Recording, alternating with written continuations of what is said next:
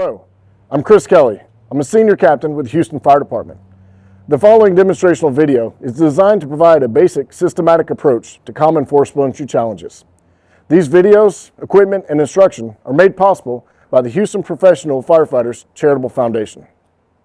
For all forcible entry techniques, we will use a systematic approach of gap, set, force to accomplish our goal of forcing entry. As we approach, we want to size up the door. Key factors include whether it is an inward or outward swinging door, type of occupancy, identifying any locks, latches, or bolts that may be installed, as well as the type of door frame and construction. We always want to try before we pry and ensure there is a need for conventional forcible entry. One-firefighter inward swinging door technique. First, we will shock the door. This helps us identify unseen locks or latches. It can also help in providing an initial gap. Next, we will place the adze of the Halligan between the door and frame and then roll the bar away from the pike. This movement creates the greatest amount of mechanical advantage using the Halligan bar. We will then place the blade side of the flathead axe in the gap created by our adze. From here, we will place a foot at the bottom of the axe to steady it. The set point of the forks is where the crotch of the forks line up with the back of the doorstop. Now that we are at our set point, we will push the bar towards the door to force it. When range of motion is limited or the forks are not providing enough force to complete entry, reposition the tool, leveraging the adze end of the Halligan between the door and the frame to finish. One-firefighter outward swinging door technique. First, the firefighter will place the blade end of the axe in the gap between the door and the frame. The firefighter will brace the axe handle on the ground with his foot and use the Halligan to strike the axe. The adze of the Halligan will then be placed into the created gap with the tip of the adze reaching the doorstop. After setting the adze, apply rotational force downward on the Halligan tool, using the width of the adze to crush the door to increase the size of the gap.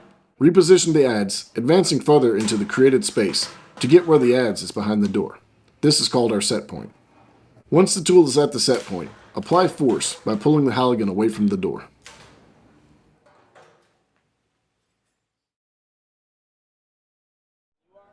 In the event that the one-firefighter technique is unable to complete entry, a two-firefighter technique should be utilized. The two-firefighter team will include a lead firefighter with a Halligan tool and will guide the Halligan and give commands, and a firefighter with a striking tool who will provide strikes and assist in capturing progress. The use of common terminology is imperative. The commands hit, drive, stop, and wedge should be communicated effectively by the lead firefighter. On the command hit, a single strike is performed. On the command drive, a continuous series of strikes is performed until the command stop is given. The command wedge is used to place a tool in the gap created to capture progress.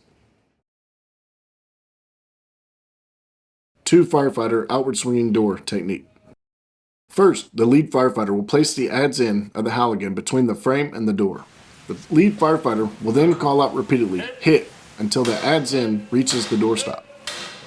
After setting the adze, apply rotational force downward on the Halligan tool, using the width of the adze to crush the door to increase the size of the gap. Reposition the adze, advancing further into the created space to get where the adze is behind the door. This is called our set point. Once the tool is at the set point, apply force by pulling the Halligan away from the door. Two-firefighter inward swinging door technique. After shocking the door, the lead firefighter will place the forks of the Halligan in between the door and frame with the bevel facing the frame.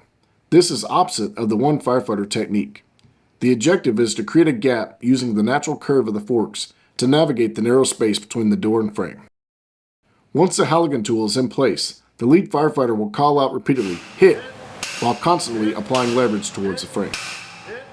Once the tip of the forks have reached the back side of the door, the lead firefighter will then call out, drive, until the crotch of the forks have reached the back of the doorstop. The lead firefighter will then give the command, stop.